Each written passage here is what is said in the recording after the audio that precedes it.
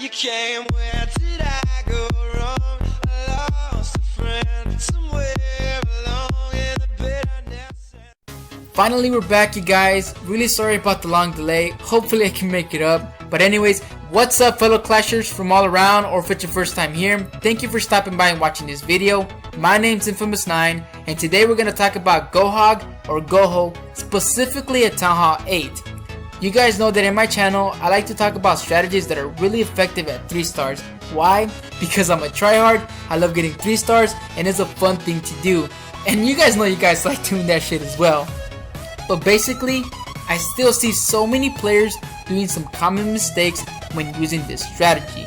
So in today's video, we're going to go ahead and talk about the principles of GoHog, basically when to use it and how to use it to hopefully start 3-starring some bitches.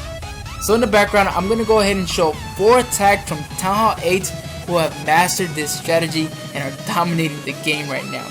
And the good thing is that they're in my clan. But anyways, without further ado, let's go ahead and get started. Now the reason why I'm focusing on Town Hall 8 is because I believe that's the best time to start practicing this strategy. Because by the time you go to Town Hall 9, not only will you have so much experience, but a good foundation on how to use this strategy and on which basis to use it on. But moving on, the main issue I still see so many players have is deciding where to attack from. So the question becomes, where do I attack from? I would highly recommend that you attack from a side that you think has a potential double giant bomb. It's so crucial that you trigger at least 1 or 2 giant bombs with your kill squad, basically your golems, wizards, and your heroes, and here's why. Not only will you eliminate a potential 200 plus damage output on your hogs, but you can also save a healing spell. More often than not, our first instinct when we see a giant bomb is to drop a healing spell, and that's obvious because we want to keep most of our hogs up. And if it's not obvious, then you either react slow or you don't care about your hogs. But if you have 1 or 2 giant bombs less to worry about, you can go ahead and save that healing spell and drop it in another area that's highly concentrated with defensive structures. Furthermore, make sure that the side you attack from has the easiest pathway towards the core for your golems. For example, in this raid, Odin's golem is tanking at least 3 defensive structures, the Tesla Archer Tower and Wizard Tower, for his hogs. The more defensive structures that target your golems, the better, because you have less damage on your hogs. And towards the end of the raid, you should have a higher number of hogs remaining, which can basically help you clean up. But that's going to do it for this first issue. But this is just one big issue some players are still having. Another big issue is addressing the clan castle troops. So the question becomes, how do I take out the clan castle troops? At Town Hall 9, it should be pretty easy because you have a queen. Wait, first of all, look how Magneto takes out the clan castle troop with a few wall breakers. Just thought that was interesting, just pointing that out. But going back to what I was saying, at Town Hall 9 it should be pretty easy because of the queen. However, at Town Hall 8 it's going to be a bit more difficult because you just have your wizards. And I'm saying that because I am expecting a dragon in the clan castle, and if not, the point is that it's still going to be more difficult at Town Hall 8. But what you do is lure out the clan castle troops out all the way. From there you spawn your golem and let the clan castle troops hit your golem. At that point, they're gonna focus on your golems until they destroy it. The enemy clan castle troops should not switch targets at that point. If they switch targets, go ahead and fucking write Supercell a letter because that shit should not be fucking happening. But from there, once the enemy clan castle troops target your golem, go ahead and spawn like 5 or 6 wizards behind him to take out the clan castle troops. And because your golems can take some damage, you will have more than enough time to take out the clan castle troops. And another helpful tip is, if the enemy has the dragon and the balloon and you happen to be carrying a poison spell, go ahead and save your poison spell for the skeletons because those little guys go ham. And in all honesty, a poison spell won't do so much damage to a dragon or a balloon, so it's gonna be useless. So go ahead and save it for the skeletons. And that's how you deal with the clan castle troops, more often than not.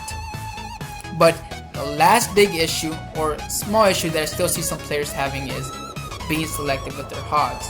I don't want to say that being selective with your hogs is better than spamming your hogs, because that would just be bias of me, but I will say that it's more effective, and here's why.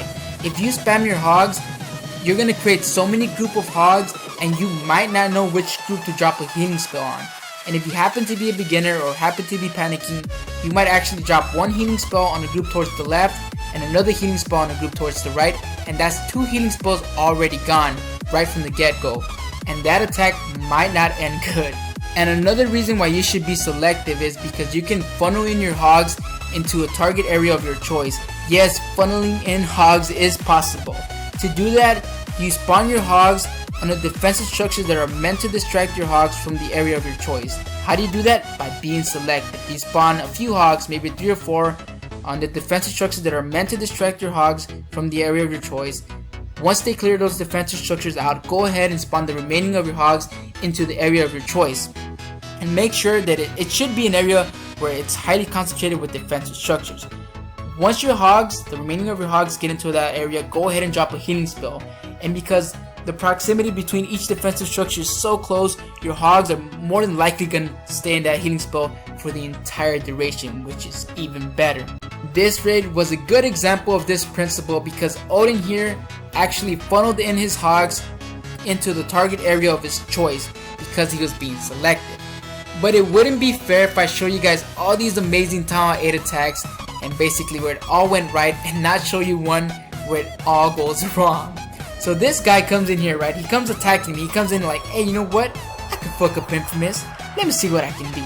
So it's not a GoHog attack, but it's still a classical hog attack that requires a few basic principles.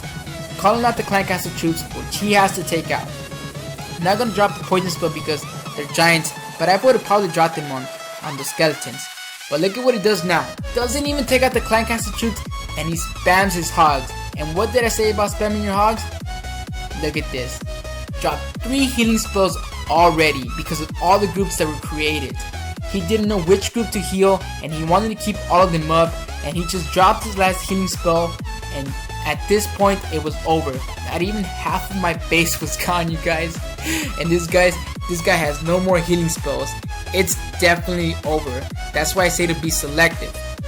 And even let's hypothetically say that all of his healing spells were properly placed, right? But obviously it wasn't. This guy sucks. But let's just say it was. He still had to worry about my giants and my skeleton traps because he didn't take them out. So my Clancaster troops were definitely gonna do some damage on his hogs. And he attacked me because he wanted my dark elixir. And at this point I was like, he might actually get it. But look at his queen.